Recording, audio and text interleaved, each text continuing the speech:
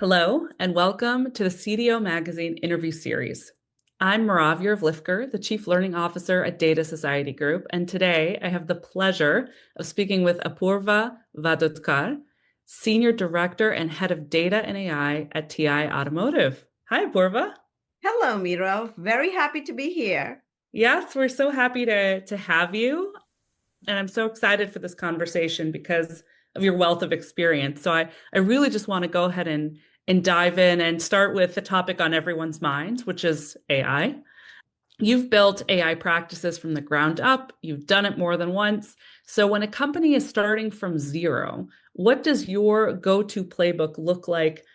Where do you focus first? Yeah, I tell you, every time you are beginning an AI practice, remember that there is a bit of a halo around AI. It's almost felt magical, like you throw whatever at it and it's going to solve our problem, right? So be always mindful of that notion around you with the business partners, especially.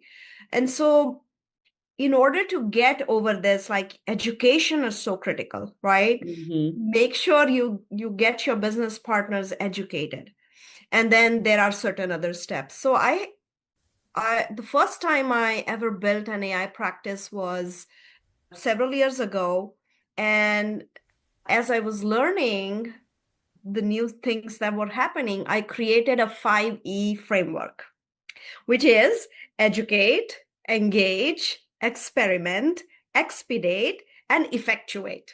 So 5 E's right there. And you see it starts with educating your business partners on exactly what AI is and Mhm. what it can do, along with what its limitations are, really.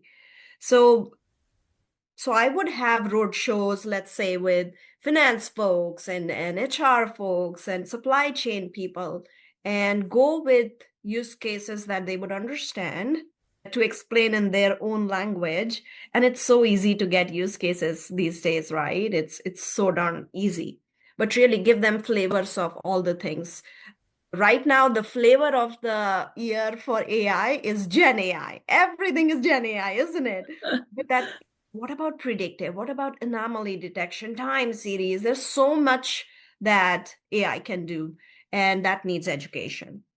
Now, when I joined TI Automotive, again, I started by recording an educational video, but then shortly after the engagement started, which is all these business partners are coming back with their use cases.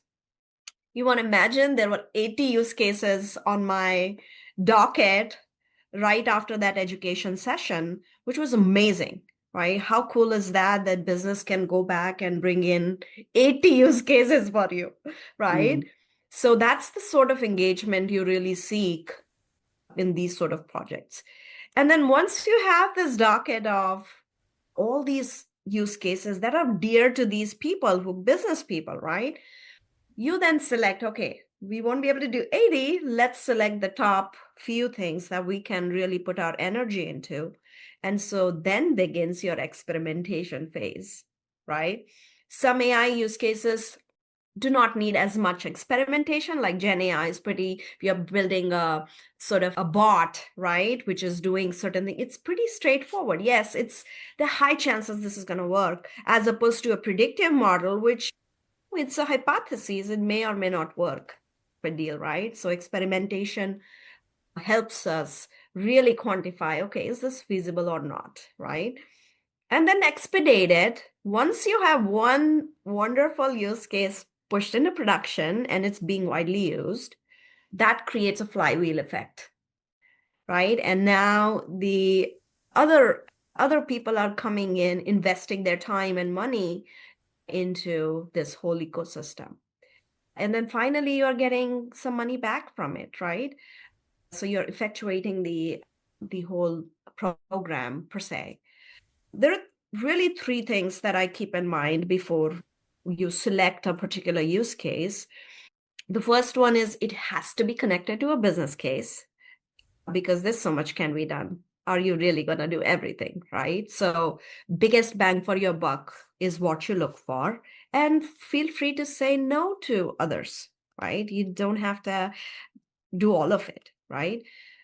Second is, and this is very important in today's context, is never find the feasibility of a AI use case in isolation. You have to pull back and see that whole workflow or the whole process to determine if this AI solution is going to be feasible or not. And I give this example all the time, very easy to understand, is you are putting, let's say, an AI model, a fantastic AI model that you took 6 months to build, which is predicting that based off of temperature and pressure, this particular machine is gonna create a scrap, right?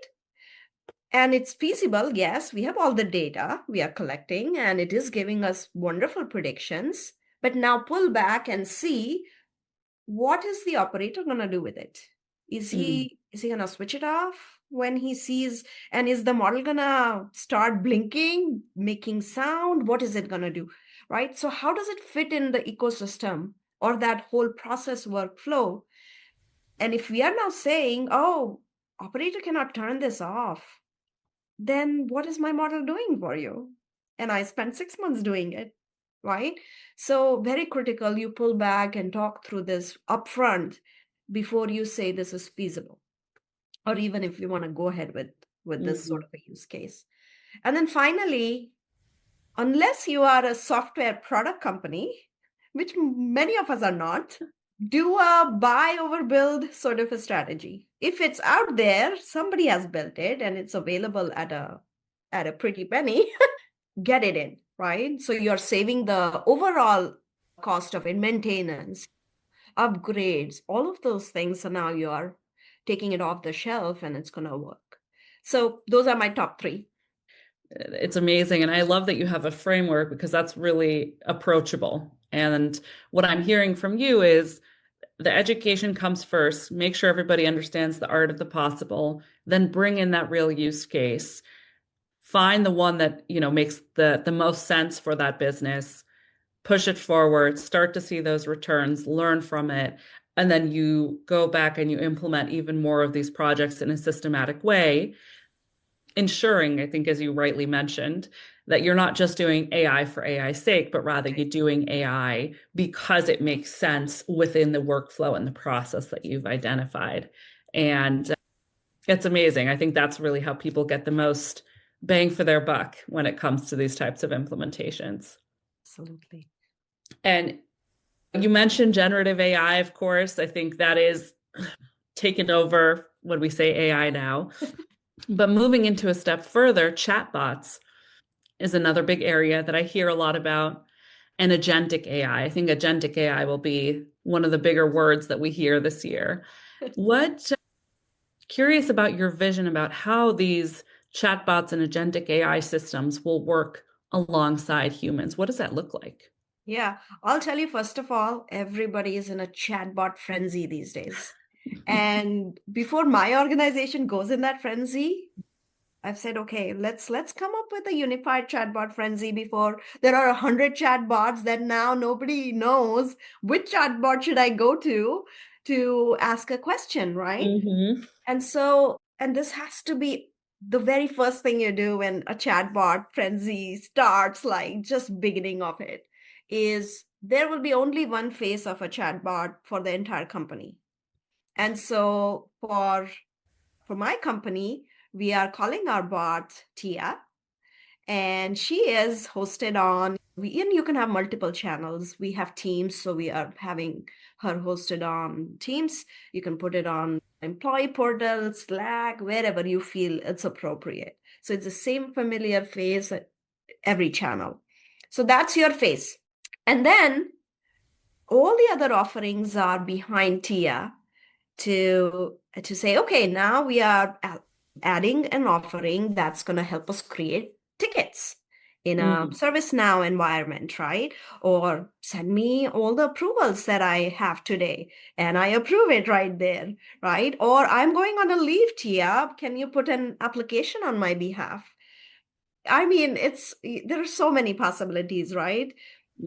Where you can just grow this one face and multiple things it can do in the background. And really, if you're a big company, there might be a number of teams who are really building this offering. And that's fine, right? It doesn't all have to be centralized. So there is some sort of independence in building.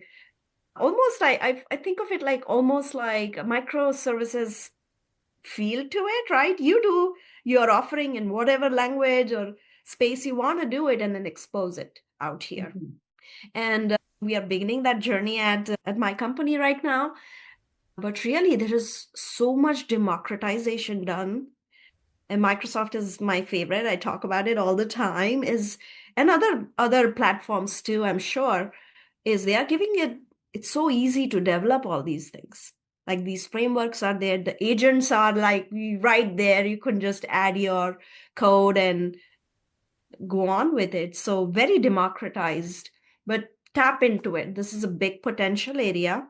It's a big productivity builder for your employees. It keeps them Mhm. happy. Imagine how many people you have to go to find out, oh, how do I do my 401k changes? Right? Mhm. You ask your chatbot about it. Or what is my legal policy about XYZ? Right? So I think every CDAO should consider a unified chatbot. Well, Apurva, thank you so much for joining me today. It's been a pleasure. And for more interviews and insights, please visit cdomagazine.tech and have a wonderful day. Thank you for having me, Mirav.